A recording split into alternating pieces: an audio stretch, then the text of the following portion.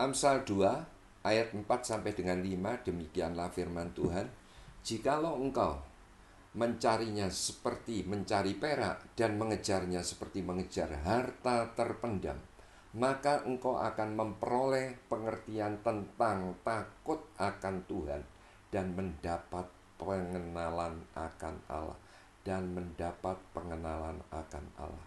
Jadi kuncinya supaya saudara dan saya terus bertumbuh di dalam pengenalan akan Allah, kita harus mencari, kita harus mengejar. Sebab ayat ini dikatakan, jikalau engkau mencarinya seperti mencari perak dan engkau mengejarnya seperti mengejar harta terpendam, maka engkau akan memperoleh pengertian tentang takut akan Tuhan dan mendapat pengenalan akan Allah. Saya percaya orang yang bertumbuh di dalam pengenalan akan Tuhan itu pasti sehat. Hidupnya itu pasti kuat, tidak mudah goyah. Nah, jadi itu sebabnya saudara dan saya, kalau kita ingin bertumbuh di dalam pengenalan akan Tuhan, ya jelas lewat firman Tuhan dan Roh Kudus.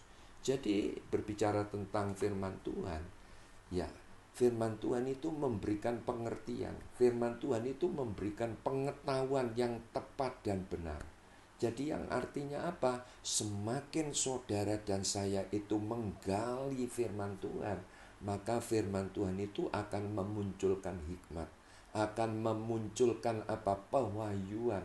Sehingga saudara yang sungguh-sungguh menggali firman Tuhan akan menjadi pribadi yang cerdas, akan menjadi pribadi yang pandai.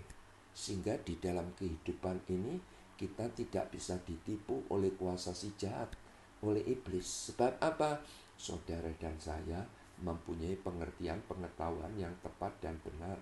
Nah, sedang Roh Kudus itu kuasa yang memampukan kita itu untuk melakukan firman Tuhan, yang artinya saudara dan saya tanpa Roh Kudus tidak mungkin kita itu dapat melakukan firman Tuhan. Jadi berbicara firman dan Roh Kudus itu yang akan membawa kita bertumbuh di dalam pengenalan akan Tuhan. Dan firman Tuhan dan Roh Kudus itu tidak dipisahkan, tidak bisa dipisahkan. Jadi untuk membangun keluarga, untuk membangun bisnis saudara, untuk membangun pelayanan saudara, dasarnya harus firman Tuhan dan Roh Kudus. Yang artinya apa? Sebelum saudara dan saya dipenuhi oleh firman Tuhan dan Roh Kudus, kita tidak akan menghasilkan sesuatu. Contoh di dalam Alkitab, kalau kita buka di lembar pertama Alkitab, kita buka yaitu kitab Kejadian, dikatakan Alkitab, langit dan bumi kosong, gelap gulita, belum berbentuk. Apa yang dikerjakan oleh Allah? Roh Allah melayang-layang dan Tuhan Allah berfirman. Dan setiap Tuhan Allah berfirman, jadi, dan itu pasti jadi. Nah, langit bumi yang kosong gelap gulita belum berbentuk, ya dapat terisi, dapat berbentuk, dapat menjadi terang oleh karena apa? Firman dan Roh Kudus. Jadi itu sebabnya mungkin hari-hari ini keuangan saudara sedang kosong, ya, sedang gelap, belum berbentuk, belum berisi. Nah, mungkin hari ini keluarga saudara, karakter saudara masih kosong, belum berbentuk, belum berisi, masih gelap. Nah, saya mau katakan, firman Tuhan dan Roh Kudus yang bisa mengubahkan semuanya itu menjadi baik.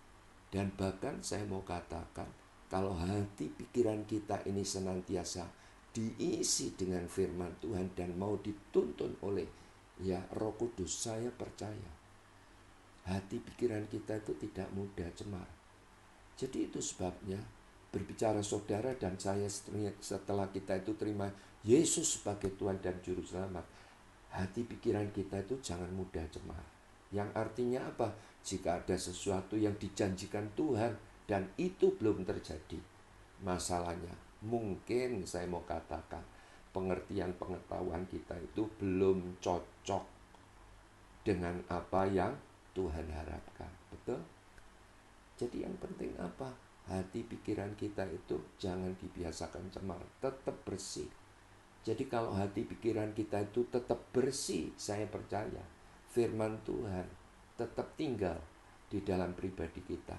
Dan Roh Kudus pasti siap menuntun kita sehingga apa?